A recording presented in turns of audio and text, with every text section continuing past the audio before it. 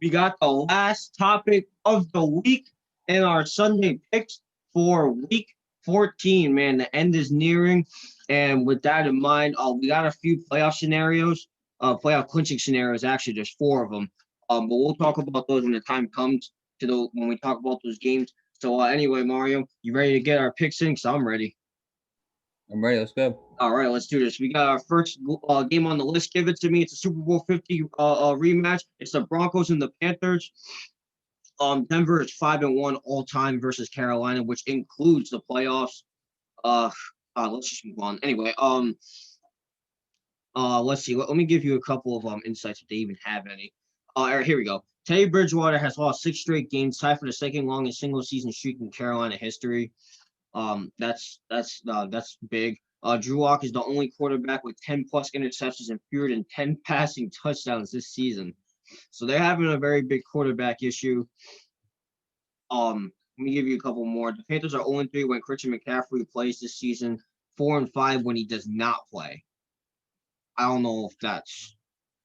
But anyway, Melvin, and the last one is Melvin Gordon is on pace to be third Denver running back since 2006 with 900 plus rushing and 8 plus rushing touchdowns in a season. And I meant to say 900 plus rushing yards. My bad. The Panthers are getting back Curtis Samuel, Shaq Thompson, and Derek Brown this week. But I still don't have enough confidence for us to win this game. That Broncos defense is very underrated. They're very good. So Mario, just give me the Broncos on this one. I think our season's done, to be honest with you. Yeah, I got the Broncos too. I think it's gonna be a closer game than you think, but I still got the Broncos winning only for the fact that I think that defense is a very good defense. Drew Lock might not be the best quarterback this year, but I think there has been games where he's came up and he's done some decent things for his team for them to win. And Melvin Gordon is another beast when it comes to rushing this year. I mean, he's a very underrated rusher. I feel like this year he's not really talked about like he was in LA, but he is a good rusher for the Denver Broncos this year. So in my opinion, I got the Broncos winning this too. Yeah, man, it sucks for me to say, but it is what it is. Anyway, next game on the list. Give it to me. It's the Chiefs and the Dolphins. I think this is going to be a good game. Now, here's our first playoff clinching scenario in terms of the Chiefs. They already clinched a playoff spot, but they still haven't clinched the AFC West division. But that can happen this week if Kansas City wins or ties, or the Raiders lose or tie. I don't see any of these two teams tying, so expect a win. So keep that in mind. Let me give you a couple of insights. The Dolphins have allowed 21 points or fewer in 9 of 12 games this season, which is the most such games in the NFL. Patrick Mahomes is 7-0 in his career versus top 5 scoring defenses. That's big. Miami has scored fewer than 20 points in each of Tua Tagovailoa's last 2 starts. Kansas City has scored fewer than 20 points once in Patrick Mahomes' 43 career starts. That's a big stat line. Let me give you another one. Patrick Mahomes has averaged more passing yards per game, 182.8, to Tyreek Hill and Travis Kelce than Tua Tagovailoa has as a starter overall, which is 177.8. The last one we got here is the Dolphins have scored 20 points or fewer in 3 straight games, 24 plus points in each games from week 5 to 10. I got the Chiefs winning this game. I think this is going to be. I have a feeling it's going to be a little closer than what people expect.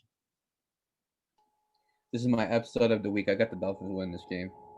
And the reason why I Ooh. have the Dolphins winning this game, don't get me wrong, Patrick Mahomes is a great quarterback. He's probably one of the best in the league, if not the best in the league. I think he is a guaranteed future Hall of Famer.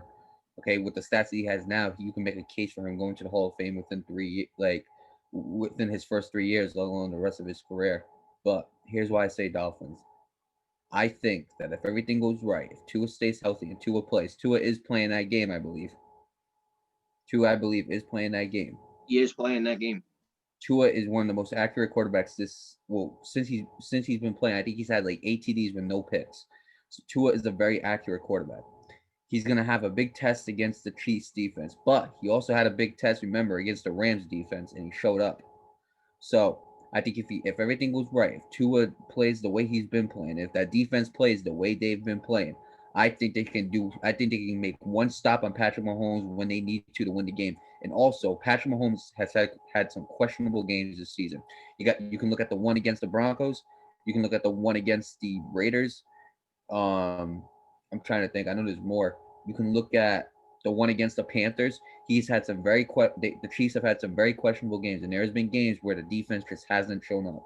And honestly, if Tua can be a very accurate quarterback, I think this is one of the games where they don't show up. I think it's going to rely on the Chiefs pass rushing. I don't think they're going to get it done. I think Chris Jones is the only guy in that team on that pass rushing defense that is able to get to the quarterback. I think Tua is going to keep his composure like he's done his whole career, and I think the Dolphins are going to come up with an upset and win. So give me the Dolphins to win in that game. I think it's going to be a really good game. I think it might be the game in a week. To be quite honest with you, Dolphins are a very underrated team. So unfortunately, we can't watch it up here, but anyway, we can watch highlights. Next game on the list, give it to me. It's your Vikings and the Buccaneers. Now, I don't know if you were looking at me on camera, but I was making these weird faces. I see these wonky stats. So let me tell you something, right, Mario? This might be a very good game. I'm going to tell you why. The Vikings offense is ranked 4th in the league. I don't know who the hell got that stat, but it's the NFL again. The Buccaneers offense is 18th. Like one. Yeah, they have been. I'll give them credit for that. The Buccaneers offense is 18th. I thought it would be a little higher, but again, they have been struggling a bit. Minnesota's defense is ranked 23rd, then opposed to the Buccaneers 7th. Passing is Vikings is 16th opposed to the Buccaneers 10th, and rushing is Minnesota 6th compared to the Buccaneers 27th. I think it's going to be a very good game. I think it's going to be very, very close. I think the Buccaneers have been struggling a lot lately. With that said, let me just give you just two insights so we can talk about this. Kirk Cousins has 15 passing touchdowns and 2 interceptions since week 8, and he had 10 interceptions in weeks 1 through 7. So Kirk Cousins is flipping the script. He's doing his thing. He's doing his job like he should have been all year. Of course, he decides to show up now, but they're still in the playoff hunt, so at least he showed up now rather than never. And Tom Brady is 14-4 in his career following a bye week with an average margin of victory of 17.3 points. Mario, I need you to hear me out right now. Beat damn Bucks. I want to see these guys win this week. Beat the damn Vikings. I think this is going to be a very close game. Let me tell you why. Let me explain myself real quick, all right? It's going to come down to the Vikings offense and the Buccaneers defense. All right, because their Vikings offense is top 5 and the Bucks is top 10 in that category. Well, Bucks defense. So it's going to come down and vice versa too, because the Buccaneers offense is 18th defense and Vikings is 23rd. So it's going to come down to Vikings offense and Bucks defense and vice versa. I think this is going to be a very good game, but I think the Vikings are going to come out on top. They've had some pretty good games. Then they've beat high caliber playoff teams like the Packers. There's probably some more. You could probably catch me on that. At the time, the Bears were one. Yeah. And then before they started sinking, not anymore. Yeah. So yeah, I think the Vikings could pull off a victory here. I don't know about you, but I got the Vikings winning this game. Look, what you said is right, but I'm gonna go a little bit deeper. It's gonna come down to Dalvin Cook versus that front four of the Bucks. That's what's gonna come down to right there and there, because Dalvin Cook is the best rusher in the league. The Buccaneers' top defensive four, their rush defense is I believe, the first best rush defense in the league. So remember that. So it's coming down to the best rusher in the league versus the number 1 rushing defense in the league. When you put those two together, one thing's going to happen. Dalvin Cook is going to have a night where that rushing defense is going to shut him down. Then it relies on Kirk. And honestly, I don't know personally if I want to see the ball being thrown 50 times in a game by Kirk Cousins. Now, you look at like these rookie corners that the Vikings have. A lot of the oldest corner we have is 24 years old. Tom Brady could have a nice little field day with them if he decides to have a good game. Remember, coming off bye, Tom Brady's a different animal, so you still got to treat him. You got to get. He obviously has respect. Obviously, the greatest quarterback of all time, but you also need to put him in his place. It's as simple as that. If you don't bully Tom Brady that whole game, he's gonna run all over you. You've seen it before. He's gonna throw all over you. You also got to worry about Chris Godwin and Mike Evans. They're going to be playing, especially with Gronk and Antonio Brown and all those guys. And all the factors, in my opinion, on offense, it points to the Bucks. All the factors on offense for the Vikings, it points to the Vikings. You know what I'm saying? So with Thielen and Justin Jefferson, I don't know if they have corners to guard them. But let me say this, bro. This is a big win. This is supposed to be a big win for the Vikings right here. The next 2 games ain't gonna need. The next 3 or 4 games ain't gonna be easier. They got the Bucks, the Bears, and the Saints. So that's the top 10 defenses right there. And Kirk's gonna have to show what he can do against top defenses. I have my team winning because I don't have my team out yet. As long as they're in, I have my team winning. But let me tell you something. If the Vikings are going to play the way they've been playing the past few weeks, they don't got a chance. But I got the Vikings winning. That's Vikings. All right. Anyway, next game. Give it to me. It's a division game. It's the Titans and the Jaguars. Couple of insights real quick. The Jaguars have lost 4 games by 3 or fewer points this season, which is the most in the NFL.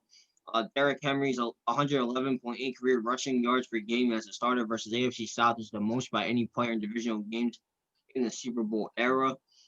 Jacksonville is the 6th team with 11 straight losses in a single season since 2015. 3 of the previous 4 such teams had the top overall pick in the ensuing draft. Oh, they better hope they get someone good out of this. And Ryan Tannehill is the first Titans quarterback with 100 plus passing rating in consecutive seasons in team history. I don't gotta say anymore. The Titans are gonna win this game by a lot. Let's just say it's gonna be a lot to a little. I completely agree. And don't get me wrong, the Jaguars have had some very close games this year. But I think Derrick Henry's gonna have a nice little field day with that. Yeah, he is. Defense. So you know what? Give me the Titans. On the other hand, though, this game is going to be very interesting. Give it to me. It's the Cardinals and the Giants. Excuse me, I almost said Jets. Let me give you a couple insights real quick. They have any? They do. The Giants have allowed fewer than 20 points in 3 straight games for the first time since 2009. This team's picking up the pace. They were 1-7, now they're 5-7. They've won their last 4 games.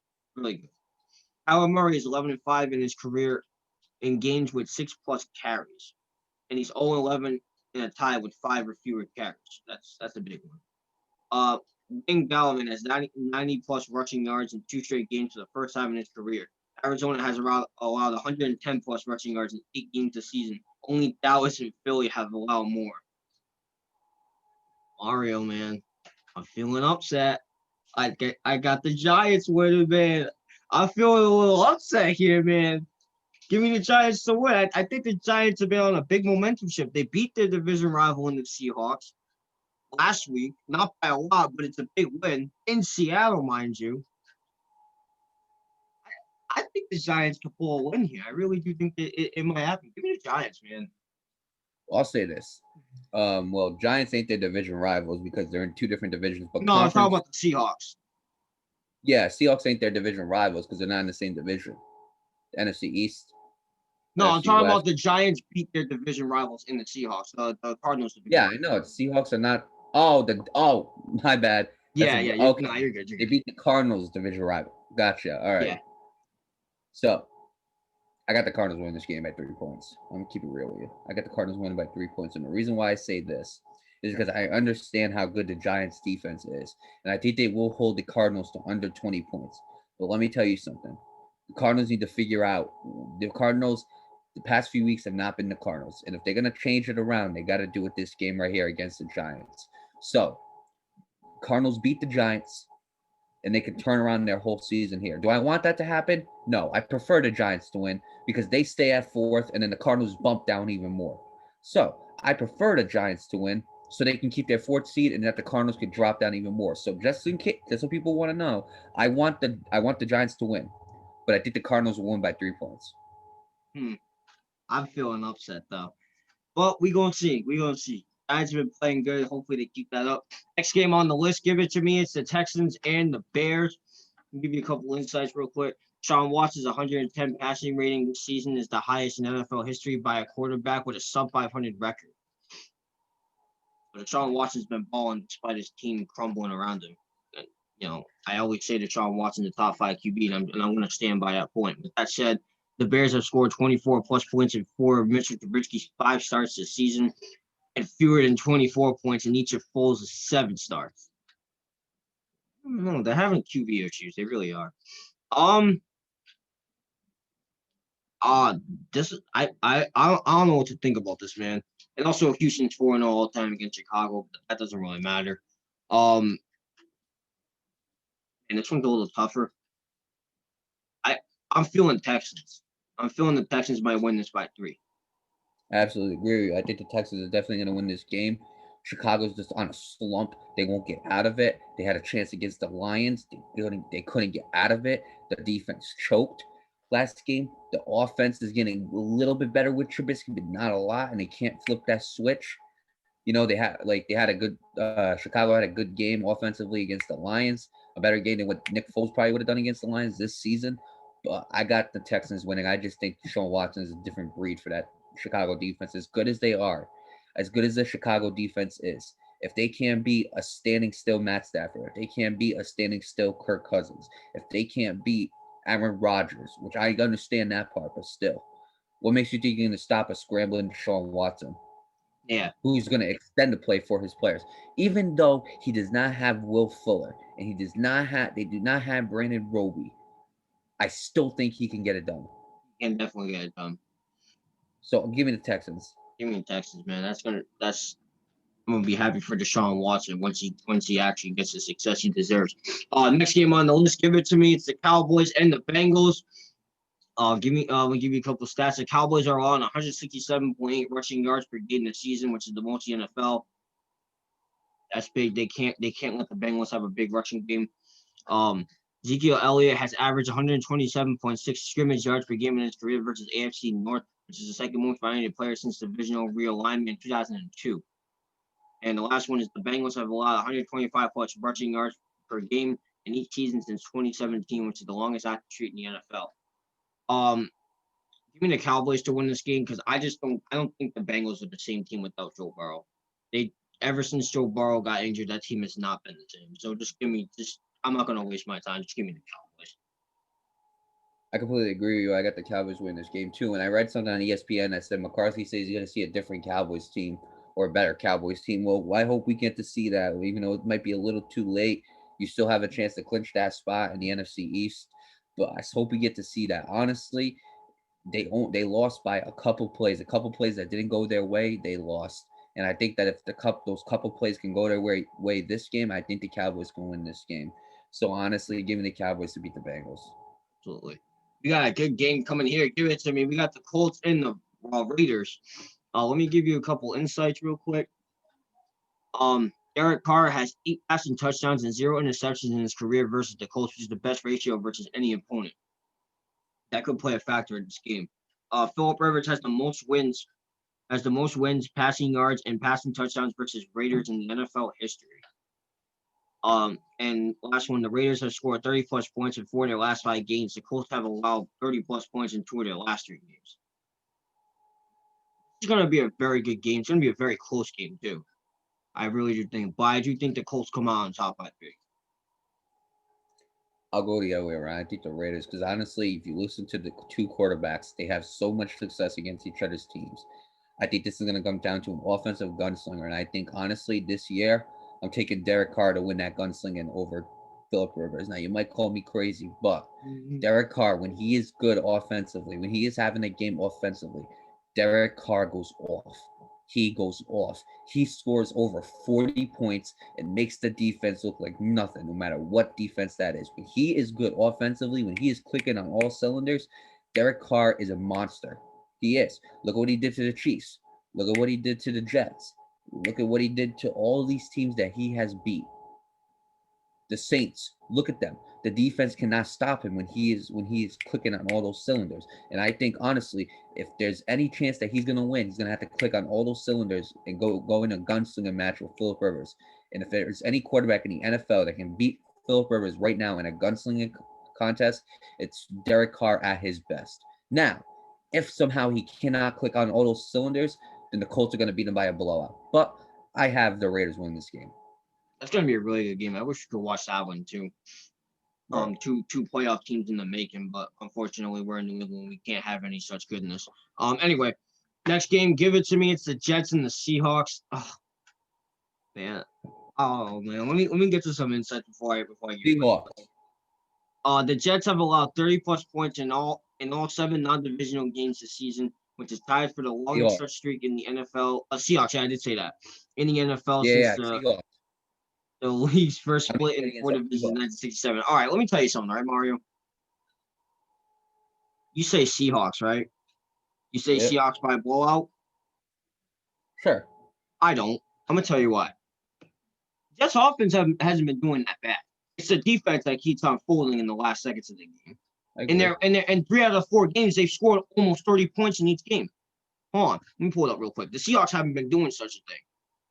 I still think the Seahawks will win, but in my gut feeling, man, my gut feeling tells me that the Seahawks will win, but they're not gonna have a good game. That's what my gut tells me. All right, let me give you something. All right, let me tell you something.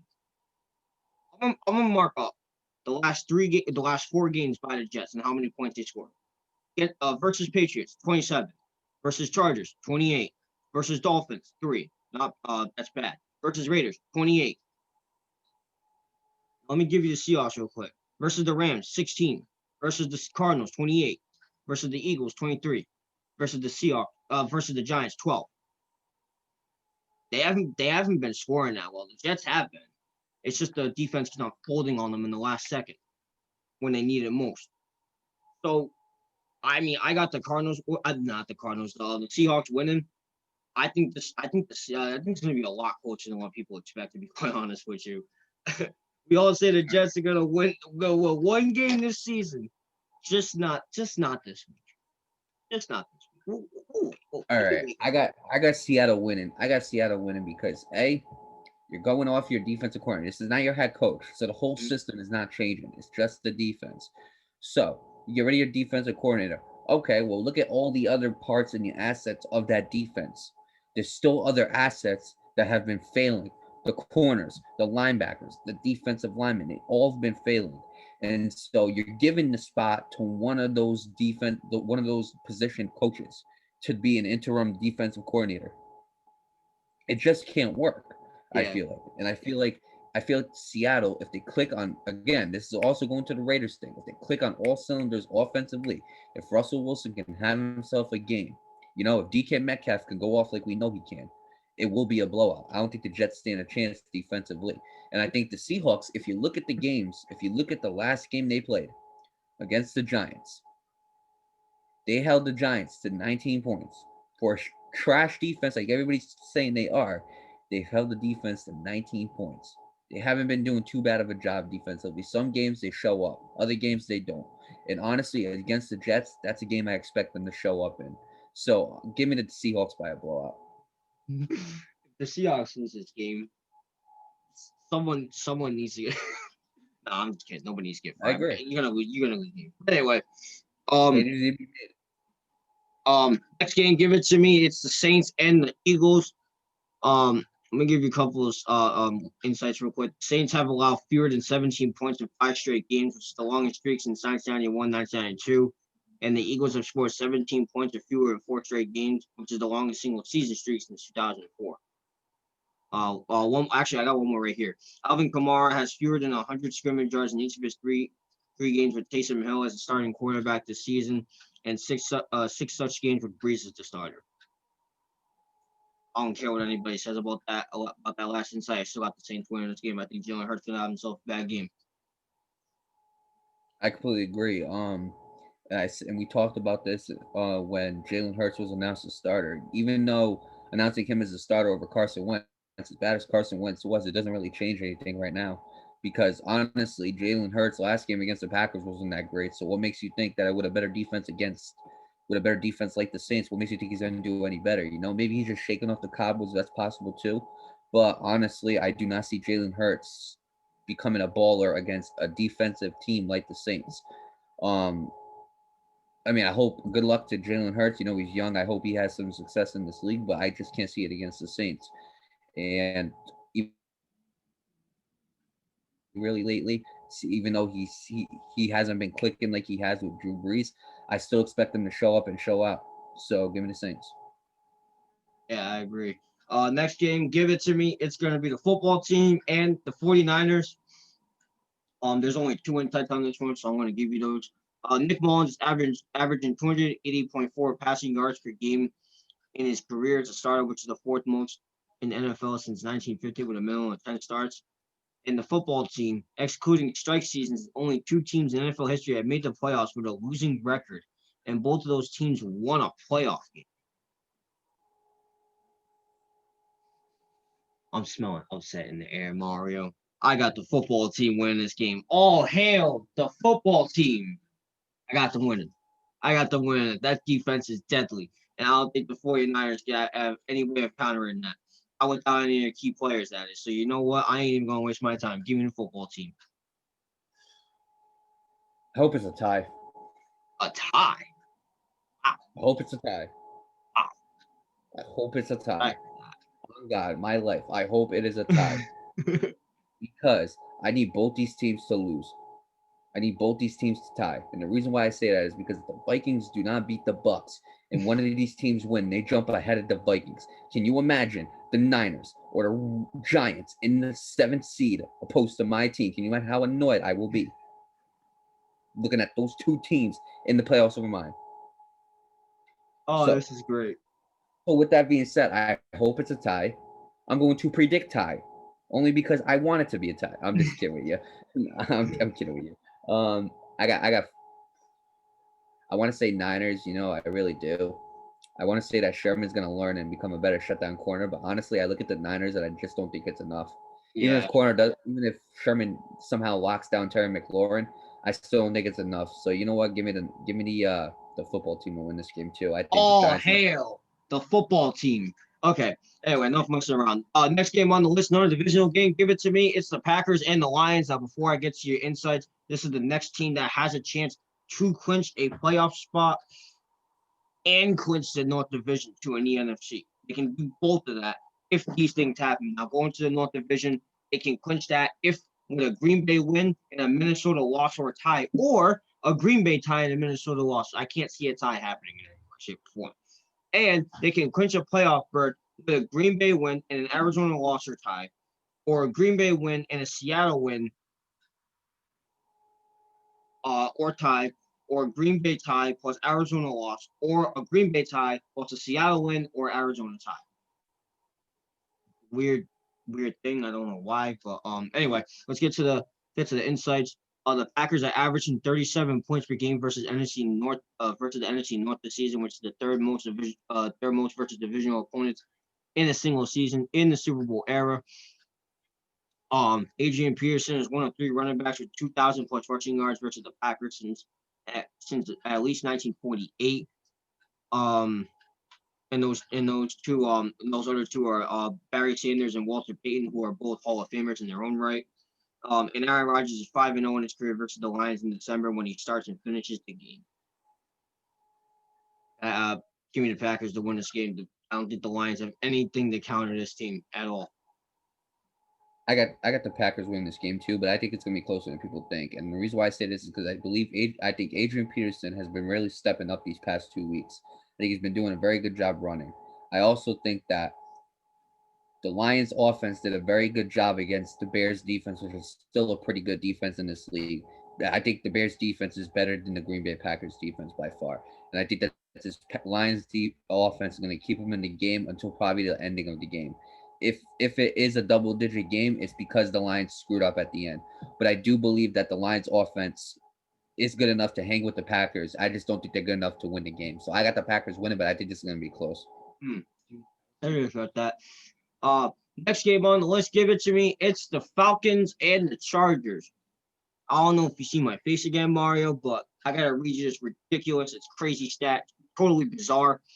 Their kicker, Young Ho Koo, scored 38 points in the last 3 weeks, and the rest of the Atlanta Falcons offense only scored 24 points. Can you imagine your own kicker scoring more points than your entire offense? That's a pretty bizarre stat. That's going to show you how good this kid is. But that's a truly bizarre stat. Anyway, let's get to the next stat. Insight: Justin Herbert is one of 5 QBs with 275 plus passing yards per game, 20 plus passing TDs, and fewer than 10 interceptions this season. I don't know why I almost said 100. And the last one's just a bunch of mumbo jumbo. I think it's going to be a very close game, but because the Chargers aren't necessarily good at closing out games, we've seen it so many times this year. I got the Falcons winning this game. I got the Chargers win this game. Justin Herbert had a bad game. I think he'll have a bounce back game against the Falcons defense. The Falcons defense just ain't about that life this year. And honestly, the Chargers offense, I believe, is better than their defense. And I do believe that even though the Chargers defense is a bit iffy, I still think that they can do enough to end up countering the Falcons defense. So with that being said, give me the Chargers to win this game. Yeah, I feel like that's going to be a very close game. Give me a good one. And this is going to be a good game. This is going to be Sunday Night Football. Give it to me. It is the Steelers and the Bills. Now, before I get to their insights, these are the last two teams that have a chance to clinch a playoff berth, although in this case, I think it's going to be one or the other. I'll start with the Bills first. They can clinch a playoff berth with them winning, obviously. They have to win. With a Baltimore loss, a Miami loss, a Raiders loss, and a New England loss are a tie. So the last one's already been cut off because the Patriots lost.